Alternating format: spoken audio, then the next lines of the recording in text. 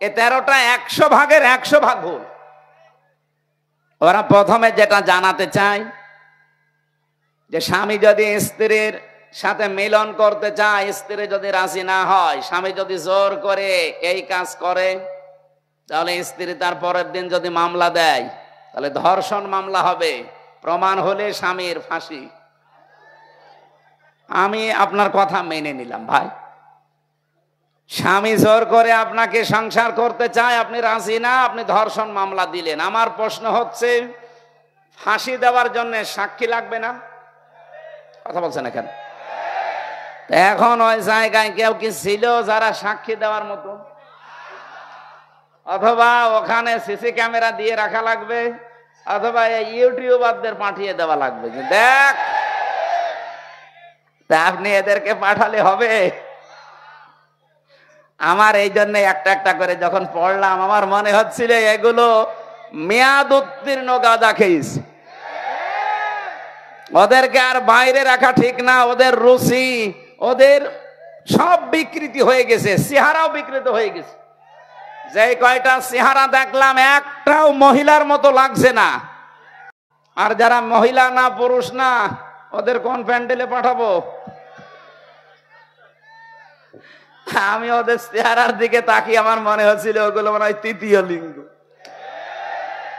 আপনি তৃতীয় লিঙ্গের কোনো কিছু বলতে পারেন, আপনি মহিলাদের পক্ষে বিপক্ষে কথা বলেন কোন কারণে? আপনি কি মহিলা? মেয়ে লোক হওয়ার জন্য যে সমস্ত সিমটম দরকার আপনার তো কিছুই নেই।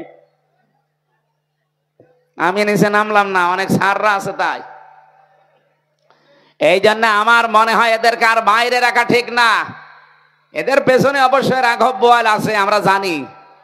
পৃথিবীর কোন রাঘব বোয়ালে কাজ হবে না। এদেশে 92% মুসলমান যতদিন আমরা আছি। কিছু না থাক আমাদের, অন্তত লা ইলাহা ইল্লাল্লাহ, এই কথা বলেন না কেন? এই জন্য আমরা চাই খুব তাড়াতাড়ি এই মানুষগুলোকে আপনারা পাবনায় পাঠান। আমি কয়েকদিন আগে গিয়েছিলাম হেমায়তপুরে দেখার জন্য, যে দেখি পাগল এখন আর অত বেশি নেই। জিজ্ঞাসা করলাম একজনকে, বলছে হুজুর এখন প্রায় ভালো হয়ে যায়, পাঠিয়ে দেয়। কয়েকজন আছে, আমার তো মনে হচ্ছে নতুন কিছু পাগলের আমদানি হচ্ছে, এদের পাঠানো দরকার। নয়তো এরা এই কথা লিখলো কি করি? আপনি কিভাবে কি সাক্ষী জোগাড় করবেন আপনি নিজেই বলেন। এটা পাগলের মাথায় তো এই চিন্তা আসা ঠিক না। দ্বিতীয় নম্বরে তারা লিখেছে দেহ আমার, সিদ্ধান্ত আমার। এটা কোরআনে কারিমের পুরা বিরোধী। আল্লাহ পাক বলেন আলাহুল খালক ওয়াল আমর তাবারাকাল্লাহু রাব্বুল আলামিন। সৃষ্টি যার, সিদ্ধান্ত তার। কথা বলেন না কেন? আপনি কোন সাহসে বললেন যে দেহ আমার, সিদ্ধান্ত আমার? এ দেহ আপনার কে বলেছে? আমি এখন 33 বছর বয়সে আছি, 34 বছর বয়স আগে বলেন তো আমার অস্তিত্ব ছিল? আমির হামজা না, আমার মা বাবার তো বিয়েও হয়নি 35 বছর আগে। তার মানে উল্লেখ করার মতো আমি আর কিছু ছিলাম না। হামজা তো দূরের কথা, আমাকে পর্যন্ত নিয়ে এসে বসিয়েছেন যিনি, তিনি কে? নেই থেকে হামজা পর্যন্ত যিনি বানিয়েছে আস্তে আস্তে করে, তার নাম আরবিতে বলা হয় রব। তার বিয়াতু শাই ইলা কামালিহি শাইআন ফাশাইআন। নেই থেকে তার বিয়াতের মাধ্যমে একটার পরে একটা সিস্টেম পাল্টিয়ে যিনি তোমাকে পূর্ণতায় পৌঁছিয়ে দেয়, তিনি হচ্ছে রব, আমরা যাকে আল্লাহ বলি। সুতরাং যারা এই কথা লিখেছেন তাদের তো ঈমান নেই। আর কোরআনে কারিমের সূরা আরাফের 54 নম্বর আয়াতের পুরা বিরুদ্ধে এই কথা যে দেহ আমার, সিদ্ধান্ত আমার। আপনি আল্লাহর সাথে বিদ্রোহ করেছেন, আপনি বেঈমান হয়ে গেছেন। এই নারী কমিশনে যারা আছে এদেরকে যদি তাওবা করানো না হয়, এই মানুষগুলো যদি নতুন করে মুসলমান না হয়, ঘোষণা দিয়ে গেলাম আজকে রেকর্ড হচ্ছে, এদের একজনও যদি মারা যায় এদের জানাজাও জায়েজ নেই, কবরে দেওয়াও জায়েজ নেই। কারণ জানাজা পড়াবো কি দিয়ে আমি, আর কবরে দেব কি বলে? বিসমিল্লাহি ওয়া আলা মিল্লাতি রাসূলিল্লাহ, এ পুরা কথাটাই তো মিথ্যা হয়ে যাবে যে আল্লাহর নামের উপরে রসুলের আদর্শের উপরে রেখে গেলাম। কই, আপনি তো আল্লাহর নামেও নেই, রসুলের আদর্শেও নেই, এই কথা বলছেন না কেন? এই জন্য আপনাকে আমি রাখবো কি করে? আপনার জন্য আমি মিথ্যাবাদী হব? কি কথা বলেন না কেন ভাই? আমি আপনার জন্য মিথ্যাবাদী হব? এই জন্য আপনাকে কবরে দেওয়াও ঠিক হবে না, জানাজাও ঠিক হবে না। আপনারা একটা কাজ করা যায় না, আপনারা হিন্দুদের মতো পুড়িয়ে ফেললেও হবে না, কারণ হিন্দুরা তো মানবে না। আপনারা করবো কি? কুকুর দিয়ে খাওয়ানো লাগবে। ডক্টর আহমদ শরীফ ঢাকা বিশ্ববিদ্যালয়ের এক শিক্ষক, ও বলেছিল আল্লাহ বলতে কেউ নেই। ছাত্ররা জিজ্ঞাসা করছে, স্যার আপনি এই কথা বললেন? যা বলেছি, যা দেখি না তা বিশ্বাস করি না, এই জন্য ইসলাম ধর্ম আমি মানি না। তাহলে হিন্দু ধর্ম মানেন? বলছে না, ও ধর্ম আমি মানি না। তাহলে আপনি যদি মুসলমান দাবি না করেন, হিন্দু দাবি না করেন, আপনাকে তো পোড়ানোও যাবে না, কবরে দেওয়াও যাবে না, কি করব? বলছে আমার লাশটা ঢাকার মেডিকেল কলেজে দিয়ে দিও, ছাত্র ছাত্রীরা আমার লাশ কেটে গবেষণা করবে, শিক্ষা পাবে। মারা যাওয়ার পরে অ্যাম্বুলেন্সে করে নিয়ে গেছে ঢাকা ভার্সিটিতে, ঢাকা মেডিকেলে।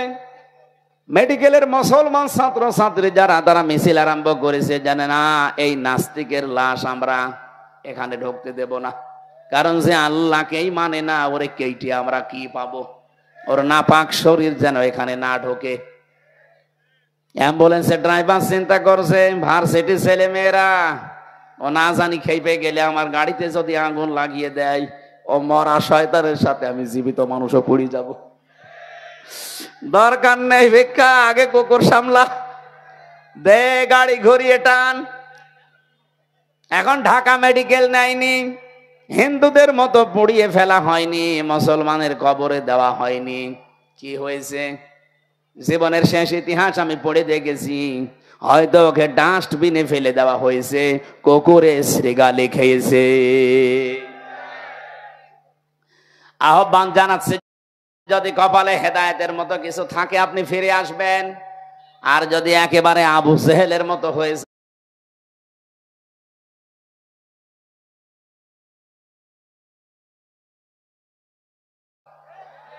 যারা ঈমান আনে আর আমলে সালেহ করে, আরে ভাই এটা তো বাংলা গেল, এর আধুনিক অর্থ হবে নিশ্চয় যারা ঈমান আনে আর ঈমানের দাবি অনুযায়ী যারা যোগ্যতা অর্জন করে। সালেহ মানে শুধু নেক কাজ না, সালেহ মানে যোগ্যতা অর্জন করা। যে যে বিষয়ে উঠতে চায় তাকে ওই বিষয়ের শিক্ষা, প্রশিক্ষণ এবং বাস্তবতায় তার জ্ঞান তৈরি করে তাকে যোগ্য হওয়া লাগবে। যদি এই দুটি গুণ কেউ অর্জন করতে পারে, সায়াজালু সিন্দি আল্লাহ গ্যারান্টি দিয়েছেন, অতি শীঘ্রই সায়াজালু লাহুমুর রহমান ওয়াদ্দা। দুনিয়াতে যত সৃষ্টি আল্লাহ বানিয়েছেন, সব সৃষ্টির ভেতরে ওই লোকটার প্রতি একটা মহব্বত, ভালোবাসা আলাদা ভাবে আল্লাহ তৈরি করে দেবে। এই জন্য যেই বিভাগে আমরা আছি, ওই বিভাগে আপনার ঈমান যদি খাঁটি হয়, ভেজাল না থাকে, লোক দেখানো না হয়, আর যদি আপনার যোগ্যতা থাকে, শিক্ষা প্রশিক্ষণ নিয়ে বাস্তবে আপনি টিকে থাকতে পারেন, এই লোকটাকে হয়তো আদর্শিক কারণে, রাজনৈতিক কারণে, দুনিয়ার কোন স্বার্থের কারণে আপনি দেখতে পারেন না উপরে উপরে, ভেতর থেকে যদি মানুষ হয়ে থাকেন, অবশ্যই একটা কিছু বের হয়ে আসবে যে না, লোকটা আসলেই ভালো ছিল। এটা যে বাস্তব, আজকে ব্যারিস্টার আব্দুর রাজ্জাক মারা যাওয়ার পরে আপনি আরো টের পাচ্ছেন বেশি। তার ঈমান ছিল। এর পরবর্তীতে যে সালেহ শব্দের ব্যাখ্যা যেটা বলছিলাম, যোগ্যতা, যোগ্য হওয়া, উনি যেই বিভাগে কাজ করতেন, ওই বিভাগে এই বাংলাদেশে যদি 5 জন থাকে, তার ভেতরে উনি একজন।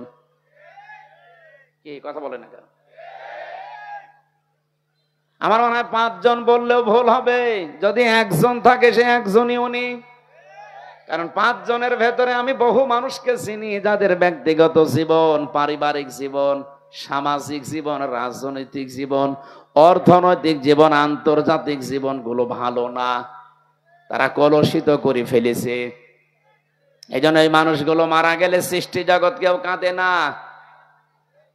ফামা বাকাত আলাইহিমুস সামাউ ওয়াল আরদু ওমা কানু মুনজারিন।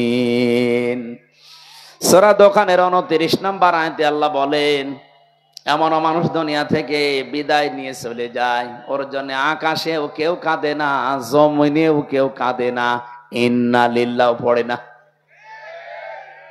আপনি মিলান তো এই জায়গায় ইমান আছে, কিন্তু ইমানের দাবি অনুযায়ী কাজ নেই।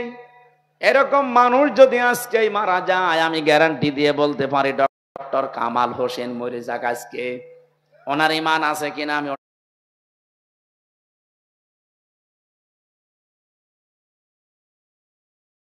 বলবো না, আমি বিশ্বাস করলাম ইমান আছে। কিন্তু ইমানের দাবি অনুযায়ী বাস্তব প্র্যাকটিক্যাল লাইফ এটা ঠিক করতে পারে নাই। আমি নিচে নামতে পারলাম না, আমি ইঙ্গিত দিয়েছি, আপনি বোঝেন। শুধুমাত্র ইমান আনলেই হবে না, ইমানের দাবি অনুযায়ী আপনাকে কাজ করা লাগবে। আর ব্যারিস্টার আব্দুর রাজ্জাক এটা করেছে। দুইটা লোকে যদি আজকেই মারা যেত, আমার মনে হয় সৃষ্টি জগতের ভেতরে হাহাকার পড়ে যেত ব্যারিস্টার আব্দুর রাজ্জাকের জন্য, আর ডক্টর কামাল হোসেনের জন্য কেউ ইন্না লিল্লাহ পড়তো কিনা আমার বিশ্বাস হয় না। ভাই আমি আমার নিজেরটা বলছি, আমার ভেতর থেকেই তো আসতো না, আপনার আসবে কি করে? কারণ এটা তো আর ভেতর থেকে আসার জন্য যেটা তৈরি হবে সেটা তৈরি করে দেবে কে? এই জন্য আল্লাহ আয়াতের মাঝে সিন দিয়েছেন। যারা আরবি গ্রামার বোঝে যে জিজ্ঞাসা করেন, সিন, সাফা, কদ, লাম, এরকম 13টা শব্দ আছে। কোন সেন্টেন্সের আগে যদি আসে, কোন ফেলের আগে যদি এই শব্দটা ব্যবহার হয়, বাংলা অর্থ দাঁড়ায় অতি শীঘ্রই, খুব তাড়াতাড়ি, অবশ্যই, হবেই হবে। এই সিন শব্দের প্রায় 33টা অর্থ পেয়েছি আমি। আল্লাহ গ্যারান্টি দিয়ে জানিয়েছেন অতি শীঘ্রই, অবশ্যই, খুব তাড়াতাড়ি আমার সৃষ্টি জগতের ভেতরে তার প্রতি একটা ভালোবাসা, মহব্বত আমি আল্লাহ নিজে পয়দা করে দেব। ব্যারিস্টার আব্দুর রাজ্জাককে হয়তো আদর্শিক কারণে আমরা অনেকেই সামনাসামনি দেখতে পারি না, কিন্তু আজ উনি ইন্তেকালের পরে অনেকেই কিন্তু বলছে না লোকটা ভালো ছিল। এই কথা বলে না কেন? আপনি মরে যান তো দেখি পৃথিবীর সব সৃষ্টি আপনার জন্য কাঁদে কিনা। গত কয়েকদিন আগে মাইক্রোসফট, এটা খ্রিস্টানরা চালায়, তারা রিপোর্ট দিয়েছে সারা পৃথিবীতে 257টা দেশের মানুষের উপরে তারা গবেষণা চালিয়েছে। এই তথ্য তারা পেশ করেছে। তামাম পৃথিবীর 6 জন মানুষকে, শুধু আমি না, তামাম দুনিয়ার সবাই ঘৃণা করে, অপছন্দ করে, দেখতে পারে না। তার ভেতরে 1 নম্বরে নাম এসেছে নেতানিয়াহু। এটা পৃথিবীর এখন 1 নম্বরে নিকৃষ্ট জঘন্য মানুষ। 2 নম্বরে নাম এসেছে আমাদের প্রতিবেশী যে মোদি। 3 নম্বরে নাম এসেছে যেটার ওটা পালিয়েছে, ওইটার নাম বলা ঠিক না, যেহেতু আমাদের নিজের, তো এবার নিজের গায়ে লাগবে, এজন্য বাংলায় বলে দিলাম যে পালিয়েছে। এই যে যেই কয়েকজন মানুষের নাম বলছি, এদের কর্মজীবন আপনি প্র্যাকটিক্যাল লাইফ একটু খোঁজ করে দেখেন তো। এই মানুষগুলোর ভুল সিদ্ধান্তের কারণে এটা সূরা ইউনূসের ভেতরে পাবেন। 11 নম্বর পারা 19 নম্বর পৃষ্ঠা 4 নম্বর লাইনের 100 নম্বর আয়াতের শেষের দিকে আছে, ওয়ায়াজআলুর রিজসা আলাল্লাযীনা লা ইয়াকিলুন। আল্লাহ পাক বলেন, কোন মানুষ যদি তার জ্ঞান অনুযায়ী, যোগ্যতা অনুযায়ী, বিবেক অনুযায়ী কাজ না করে, তখন তার উপরে ভুল বিষয়গুলো আমি আল্লাহ চাপিয়ে দেই। আজ ইসরায়েলে এই নেতানিয়াহু, এই শয়তান, এই কোলাঙ্গার, এই অবৈধ সন্তান পৃথিবীর এই লোকটা এ ভুল সিদ্ধান্ত নেওয়ার কারণে আজ দেশটা দাবা নলে পুড়ে শেষ হয়ে গেল। আজকে বিকাল 4:30টার রিপোর্ট দেখেছেন, যেভাবে আগুন আসতেছে, ওরা 112টা মেশিন ফিট করেছে। শুধু পানি দেওয়া না, স্প্রে পর্যন্ত। এ পৃথিবীর সবচাইতে বড় উন্নত মেশিন প্রযুক্তি স্প্রে সব ইসরায়েলে পাওয়া যায়। এই যে আমি এখানে বসে কথা বলছি, বাংলাদেশের কোন জেলা, কোন থানা, কোন গ্রাম, এটা কোন জায়গায় বসে আছি, এটা ওরা ইসরায়েলে বসে কম্পিউটারে দেখতে পাচ্ছে। এরকম মেশিন পর্যন্ত ওরা বাংলাদেশে আড়ি পাতার জন্য পাঠিয়েছিল। আমি 3 বছর জেলখানায় ছিলাম।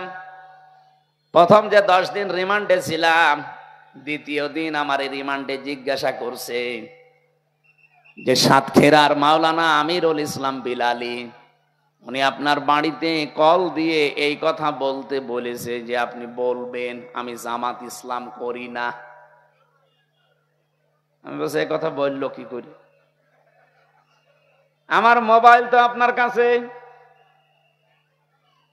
বাড়ির নাম্বার ট্যাগ করে ওরা এখান থেকে বসে বসে মেশিনের মাধ্যমে, এই আয়না ঘর যেটা বলা হয়, এটা মিনি, বিগটা তো আমি দেখিনি, ছোটটা আমি দেখেছি।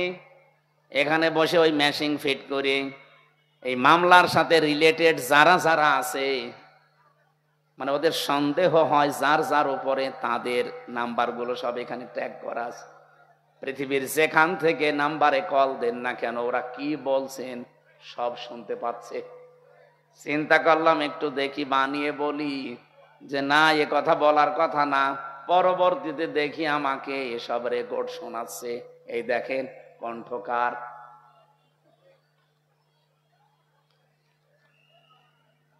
আমার ভাইরা, আমি যে কথা বলতে চাচ্ছি, পৃথিবীর সবচাইতে বড় উন্নত প্রযুক্তি এই পৃথিবীতে এখন ইসরায়েলের। এরা 112টা মেশিন ফিট করার পর শুধু পানি ছিটাচ্ছে তা না, স্প্রে পর্যন্ত দিচ্ছে উন্নত জাতের।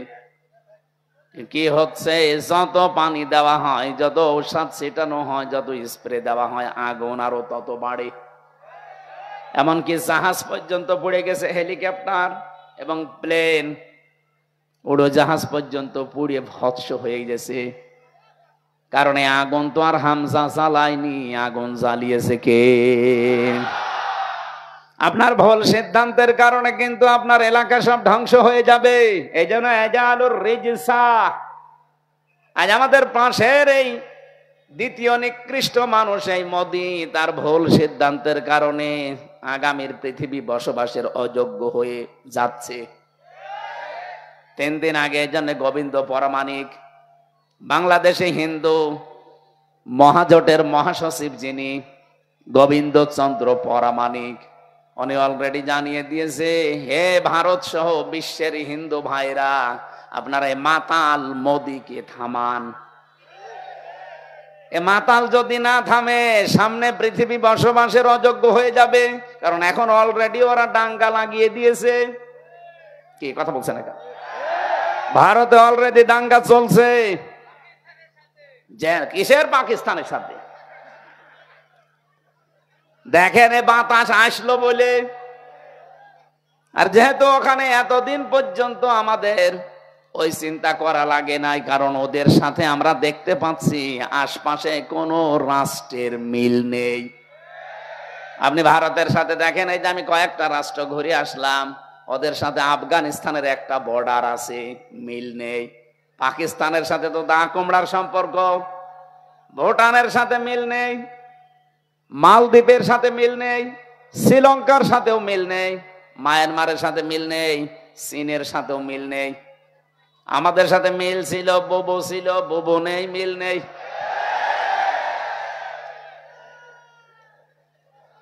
ও বুবু, আবার চলে আসেন। ওরা বারবার এই কথা বলছে না? এতদিন শুনতাম যে বলতো আমাদের স্বামী স্ত্রীর সম্পর্ক, যদিও এই কথাটা বলা জায়েজ নেই, কারণ দাদা ফুল হাতা আর আমরা হাফ হাতা। এটা মনে হয় হাফ হাতা না ফুল হাতা? মুসলমানে দিয়েছে, দিতে পারে। আর দাদা যদি এই বয়সে এসে মুসলমানি দিয়ে বিয়ে করতে চায় তাহলে বিয়ে পড়ানো যায় যাচ্ছে। আর যে বয়স, আপনি হাজাম পাবেন কোথায়? এ বয়সে হাজাম পাওয়া যাবে? বুড়ো হাজাম লাগবে না? আর বুড়ো মানুষের হাতে আপনি অস্ত্র দেবেন, ও আগা কাটতে যেয়ে গোড়া কেটে ফেলবে। এই জন্য দাদার এই বয়সে যেন আবার শখ না জাগে যে আমি আবার বিয়ে করব। যদিও এতদিন এরা ছড়িয়েছিল যে আমাদের স্বামী স্ত্রীর সম্পর্ক, এটা দাহা মিথ্যা কথা। এই কথা বলে না কেন? দাদা যা করেছে জীবনে ওই হেদায়েত পাওয়াও সম্ভব না। কারণ মানুষ যখন পাপ করতে করতে সীমা ছাড়িয়ে যায়, ইন্নামা নুমলি লাহুম লিয়াজদাদু ইসমা ওয়া লাহুম আযাবুম মুহিন, সূরা আলে ইমরানে আছে, 4 নম্বর পারা 12 নম্বর পৃষ্ঠা 11 নম্বর লাইনে আছে। কোন মানুষ যদি পৃথিবীতে পাপের সীমা ছাড়িয়ে ফেলে, তখন আমি আল্লাহ ওকে অপমানজনক শাস্তির ভেতরে ফেলে দেই, আর সেইটা ওদের কপালে আসতেছে। ওরা যা করেছে পাপ সীমা না, সীমা ছাড়িয়ে আরো আরেক সীমায় চলে গেছে। কতগুলো আল্লাহর ঘর ওরা ভেঙেছে আপনি দেখতে পাচ্ছেন। 1500 বছর আগে আব্রাহা নামক একটা লোক শুধুমাত্র আল্লাহর একটা ঘর ভাঙ্গার চেষ্টা করেছিল, ভাঙতে পারে নাই। তাই তাদেরকে আল্লাহ আবাবেল পাঠিয়ে, কি আপনি আসলেন কেন?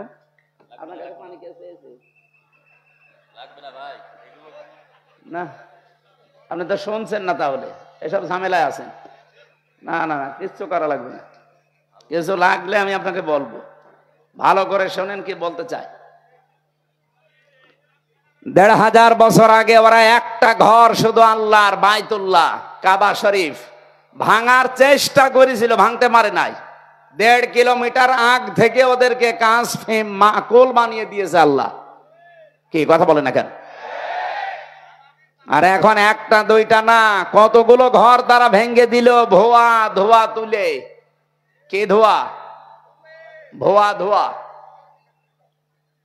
ওরা এখন ধোয়া তুলেছে যে এই জায়গায় নাকি মন্দির ছিল, এই জন্য ভেঙে এখন আবার মন্দির বানাবো।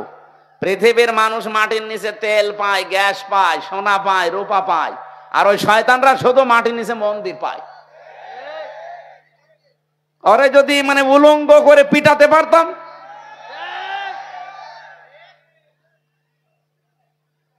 আমার মনে হয় গোপালগঞ্জে কিছুদিন আগে যেভাবে পিটিয়েছিল এই প্রশাসনের লোকজন, ওদেরকে ওইভাবে ওদের হাতে ছেড়ে দেওয়া দরকার। সন্তান ওই সময় গোপালগঞ্জ থেকে কেউ যদি ঢাকায় যায়, বসে গেলে 300 টাকা, দাঁড়িয়ে গেলে 1000 টাকা। দাঁড়িয়ে যাবে কি করি, পেছনে এমন অবস্থা করেছি। এখন আল্লাহর ঘরগুলো যারা এই ভুয়া ধোয়া তুলে ভেঙে দিচ্ছে, আমার মনে হয় তাদেরকেও এই প্রশাসনের হাতে ছেড়ে দেওয়া দরকার। নে পেছনে কি অবস্থা হয় দেখ।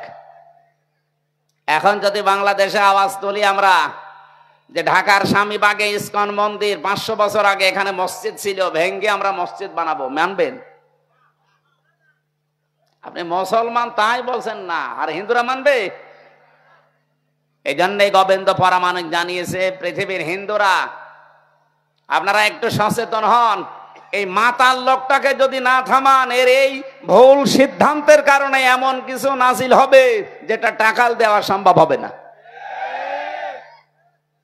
এই জন্য আমাদের দেশে এরকম কিছু হাওয়া আমরা পাচ্ছি। আপনি কি খেয়াল করেছেন কিছু?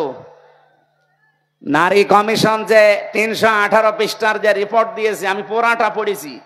এই 4 দিন মিলে পুরাটা শেষ করে আমি 13টা ভুল পেয়েছি, বাকি সবই ভুল। এই 13টা 100 ভাগের 100 ভাগ ভুল। ওরা প্রথমে যেটা জানাতে চায় যে স্বামী যদি স্ত্রীর সাথে মিলন করতে চায়, স্ত্রী যদি রাজি না হয়, স্বামী যদি জোর করে এই কাজ করে, তাহলে স্ত্রী তার পরের দিন যদি মামলা দেয়, তাহলে ধর্ষণ মামলা হবে, প্রমাণ হলে স্বামীর ফাঁসি। আমি আপনার কথা মেনে নিলাম ভাই, স্বামী জোর করে আপনাকে সংসার করতে চায়, আপনি রাজি না, আপনি ধর্ষণ মামলা দিলেন। আমার প্রশ্ন হচ্ছে, ফাঁসি দেওয়ার জন্য সাক্ষী লাগবে না? কথা বলছেন না কেন? এখন ওই জায়গায় কেউ কি ছিল যারা সাক্ষী দেওয়ার মতো?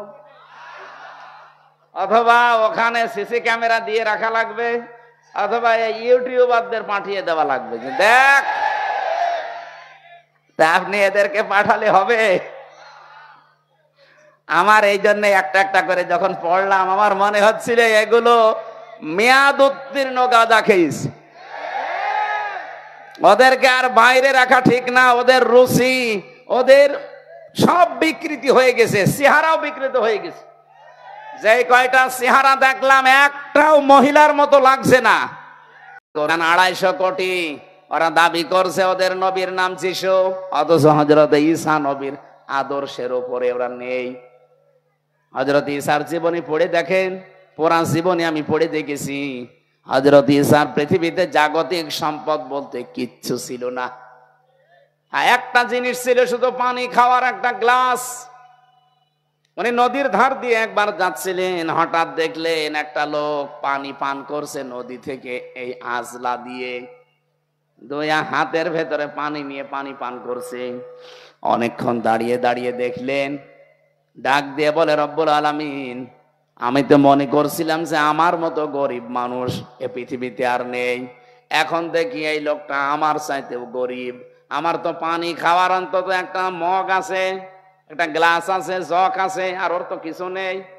এটা তিনি নদীর ভেতরে ছুড়ে মেরে বললেন, পৃথিবীর কোন জাগতিক সম্পদ আমার দরকার নেই। আর আপনি তাকান আজ খ্রিস্টানদের দিকে, তাদের যে বিলাসবহুল জীবন, তারা যদি ঈসা নবীর উম্মত দাবি করে, হযরত ঈসা যেভাবে চলেছিলেন সেইভাবে তাদের চলা দরকার ছিল। কথা বলেন না কেন? আমার যে হাদিস পড়েছিলাম, এই হাদিসের শেষের দিকে হযরত ঈসার এই জীবনের কিছু কথাগুলো আছে। আমি যাব সামনের দিকে ইনশাআল্লাহ।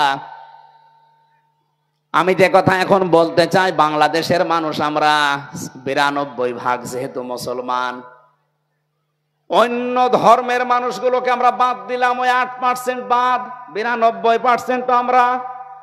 আসেন আমরা নবীর এই তাওহীদ প্রতিষ্ঠার মিশনটা হাতে নেই, সুযোগ একটা এসেছে। আসেন একবারে আমরা সবাই এক জায়গায় এই 3টা কথাকে মেনে নেওয়ার চেষ্টা করি। 1 নম্বরে, আল্লাহ না'বুদা ইল্লাল্লাহ, আজকে থেকে আমরা আল্লাহ বাদে আর কারো ইবাদত করব না। বাংলাদেশ জামাত ইসলামীর শ্রদ্ধাভাজন আমিরে জামাত সেদিন কিন্তু এই যে কোন জেলায় তিনি গিয়েছিলেন, ময়মনসিংহ। উনি ময়মনসিংহে অনেকগুলো আলেমের হাত এভাবে উঁচা করেছে, আপনারা ভিডিও দেখেছেন।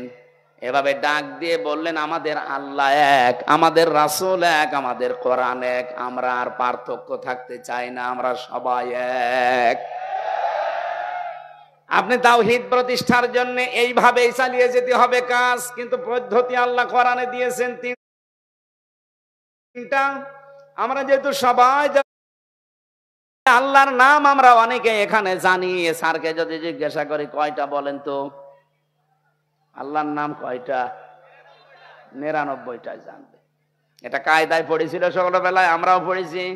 তাফসিরে ফি জিলালিল কোরআনে আল্লাহর নাম পেয়েছি 5000। যদিও আমরা সবগুলো এখন অনেকে জানি না। আপনি 5000 নামের যে কোনো একটা নামে আল্লাহকে ডাকতে পারেন, কোনো অসুবিধা নেই। কিন্তু সাবধান, ও দারুল্লাযিনা ইলহাদুনা ফি আসমাই, আল্লাহর নামকে যারা ইলহাদ করে, ইলহাদ মানে পরিবর্ধন করে ফেলা, উলট পালট করে ডাকা, পাল্টিয়ে ফেলা। উনি যে ইয়ালি বাবা, শালি বাবা, কেল্লা বাবা, ফতে বাবা, আল্লাহর সাথে কোনো মিল আছে? ওরা নামই পাল্টিয়ে ফেলেছে।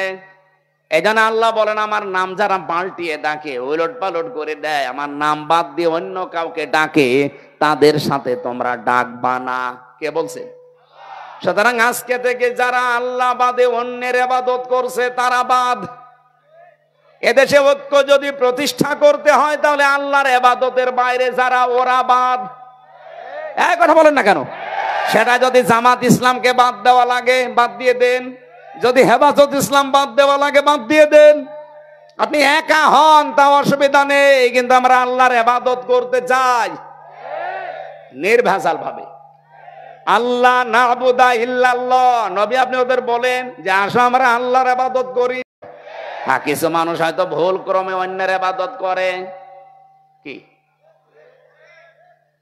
এই এলাকায় আসে কিনা আমি জানি না, রাজশাহী বিভাগে এটা কম আছে। রাজশাহী, খুলনা, বরিশাল এগুলোতেও শয়তানরা আসে না। ওরা সব আস্তানা গেড়েছে সিলেট আর চট্টগ্রাম আর ময়মনসিংহ। ইবাদত করে, জিকির একটা ইবাদত না? উনি জিকির করে কি আল্লাহর নামে?